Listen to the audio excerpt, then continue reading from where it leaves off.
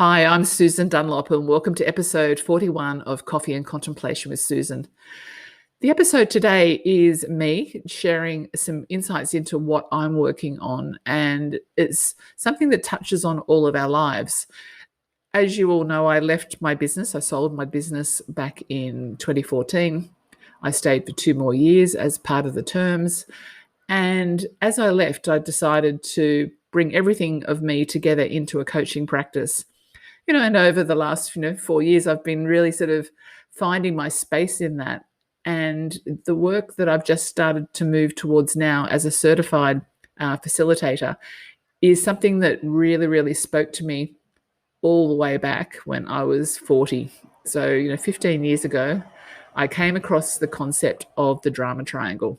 I was doing some healing work in relation to what I'd experienced as a child, and the healer actually put me onto this, and I read it and I understood it and I could see it 100% was how family dynamics are in so many situations. And it's a family dynamic, it's an individual dynamic, and it's something that we then unfortunately bring into our work.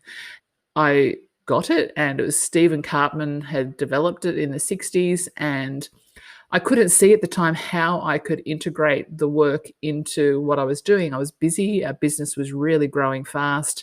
Even though I could see even individuals in my team that played the drama triangle out, I ended up just putting it on the shelf and moved on. Maybe also I wasn't quite ready to go the next step of healing that I was doing, but I'd done just the first bit of opening up the door for me. And maybe that was why I was meant to find this drama triangle. So the drama triangle is not empowering roles at all. So the primary role of a triangle is the victim. And I'm not talking abuse here. I'm talking about in relation to the way we communicate and relate to other people.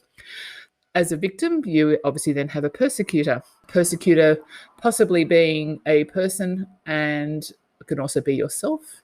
And it can also be something that's going on. At the moment, I think we're all feeling quite persecuted by COVID-19. And then you've got the other role as a rescuer. Again, it can be a person, it can be something, it could be a numbing type of coping mechanism.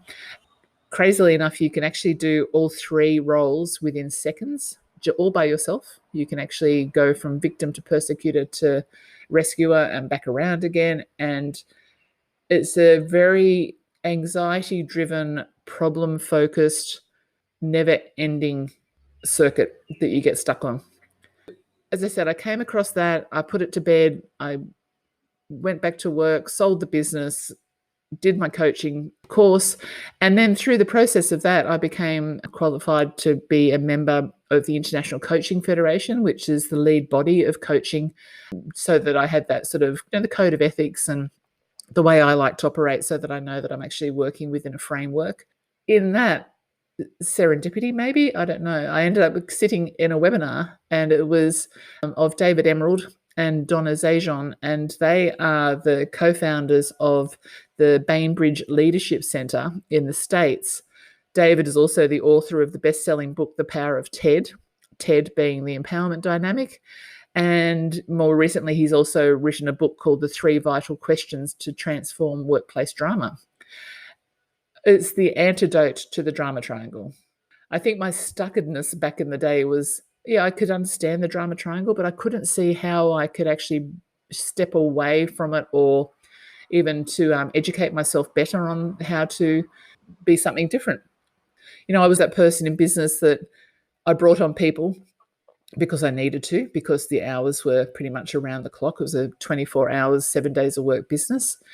And I liked what I came across with David. He said, we bring on employees and people show up in their place. And I struggled so much with that because I didn't know what to do. All I wanted to do was actually do a good job. I wanted to keep the nurses moving. I wanted to make sure the clients were happy, people had care. But suddenly the focus turned inwards, and it turned into, it was like a muddy space that I ended up in. And I didn't know how to actually step up out of that really easily.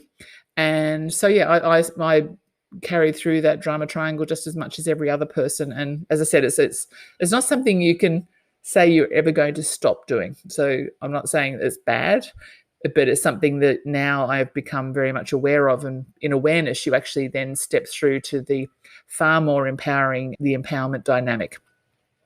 So the work that I've started doing, as I said, I'm Australia's first certified trainer and e-course facilitator with Donna and David now. That entitles me to be able to work with leaders of business or just even people who lead in everyday life. Like, as mums or, in families, we lead in the roles that we play. We are role models if we choose to be. And so that's the type of work that I'm bringing this forward to, that I'll be running, group sessions on the e-course of up to 10 people at a time. So it's a comfortable set, and there is a little bit of crossover work. So you do need to have at least 10 people on the e-course. It doesn't have to be people that you work with, but equally a whole organization can run through it. I know other people who are facilitating this in the States, the head of the Microsoft tech team. So, I know one of the ladies, she's working there as their trainer and implementing this across there. There's other people too that I know are introducing it now as part of their leadership of their own businesses. With my support, we can help that sort of transition back from everyone having worked at home for this last 18 months or more. How do you actually get the team back together and all on the same page and with a new common positive language after such disruption that we've had with COVID-19? So the three vital questions, you might wonder what the three vital questions are, is, what am I focusing on? And it's making that shift towards a more positive outcomes-oriented focus. It's what is my inner state? How am I relating to myself? How am I relating to others? How am I seeing my customers? Am I seeing them as a problem? Am I seeing them as being creators? And am I supporting them as best I possibly can and learning from all my experiences with them?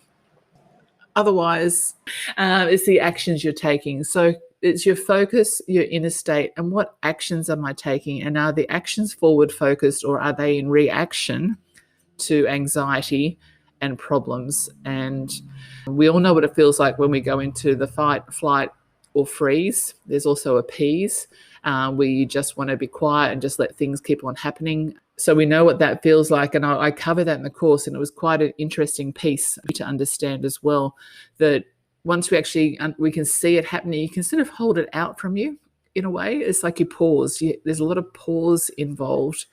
And when you hold it out, you go, oh, that's what I was doing. And why am I doing that?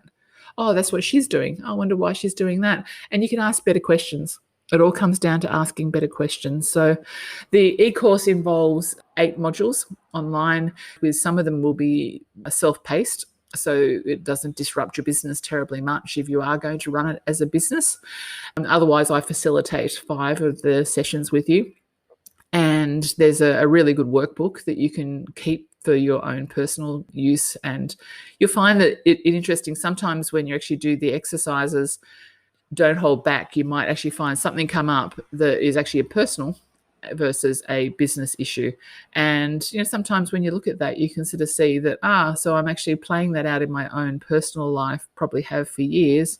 How can I see that relates to what I'm doing when I turn up to work? Basically, you'll have increased self-awareness and engagement with the people you work with and how you relate to others. You'll see the absolutely beautiful empowering roles, which are the opposite to the drama triangle roles of victim, persecutor, and rescuer. You will actually see how you are a creator, you can be a challenger, and you can be a coach. And as a leader, if you can actually implement the skills and the questions around being a coach so that you help your team open up to think differently, I think that's the key to it all. So it's not that you have to be a professionally trained coach like myself. It's the role of coach. And you might even coach yourself. You might ask yourself different questions, as I've learnt to do over the last few years as well. But it'll give you renewed courage, and it just is a lot more positive and productive way of operating. And as a byproduct, you'll produce better results for your business. You will access the resources that you have. You will become a lot more resourceful. The resilience of your team grows, and innovation comes really to the fore on the table, because you're introducing a way that your team can operate that they feel safe to actually offer their input. And, it can all just be there for you all to work with, and it will move towards what you've all decided that you actually want to achieve. The other thing I do offer is there's a 2 full days of training as a workshop for organisations.